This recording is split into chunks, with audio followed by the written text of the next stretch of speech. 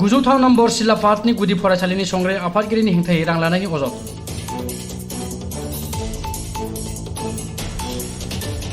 अजदखौ नेवसिनानै आफादगिरि मुतालेब आलीनि खौरां मेल।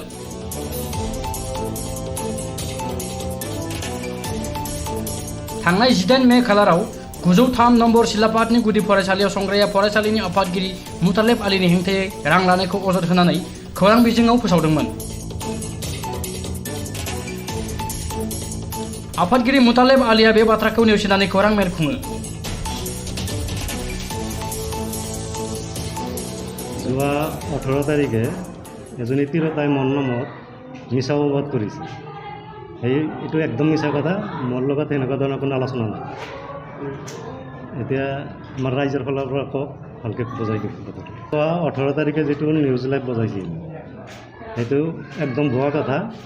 মোক 5,000 টকা দিছে বুলি কৈছে, মিছা কথা। এইটো মোৰ ৰান্ধনী নহয়। এজন তিৰোতাই তাৰমানে মোৰ নামত মিছা অপপ্ৰচাৰ কৰিছে। এইটো আচলতে একদম মিছা কথা। সেনেকুৱা ধৰণৰ কোনো আলোচনাই হোৱা নাই মোৰ লগত।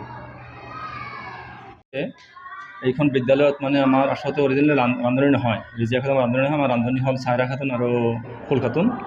চাইৰা খাতুনৰ মানে বয়স বেছি হোৱাৰ বাবে তাই যে নাহে এইটো আমি নাজানো, বা বিদ্যালয়ৰ সভাপতি বা প্ৰধান শিক্ষকে যাই কেইবাদিনো হয়তো সদস্যসকলে যাই কৈছে বোলে তুমি ৰান্ধিবৰ কাৰণে কিয় যোৱা নাই, কিন্তু একো নকয়। মাজে মাজে বোৱাৰীক পঠায়। হয়তো তেওঁলোকে ভাবে যে বোৱাৰীৰ যিহেতু শাৰীৰিক অসুস্থতা, বয়স হৈছে, বৃদ্ধা পেঞ্চনো পায় বৰ্তমান, গতিকে সেই হিচাপে বোৱাৰী আহে নেকি।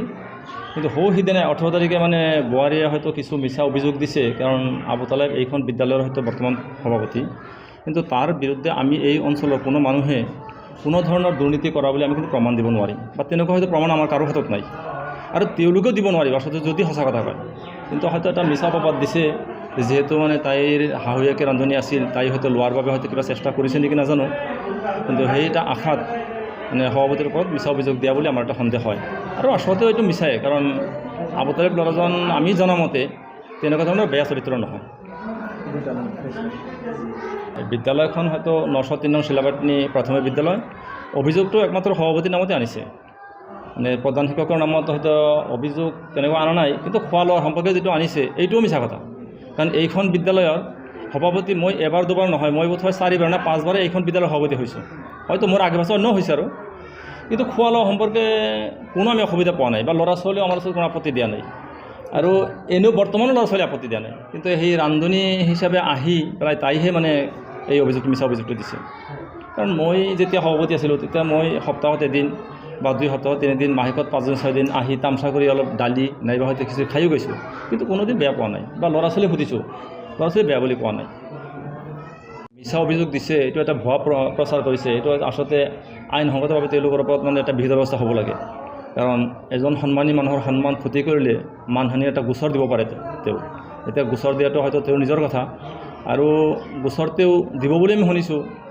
যিহেতু আজি প্ৰায় 10-12 দিন হৈ গ'ল, তেওঁলোকে হয়তো আহি কিবা এটা হেৰি নকৰিলে বুলি আমি যি হয়তো ভুল কথা কৈছিলোঁ, হয়তো আমাক লাগে ক্ষমা কৰক। এইখিনি ক'লে হয়তো তেওঁ সহজৰৰ ল'ৰা, তেওঁ আইনৰ আশ্ৰয় নল'লেহেঁতেন।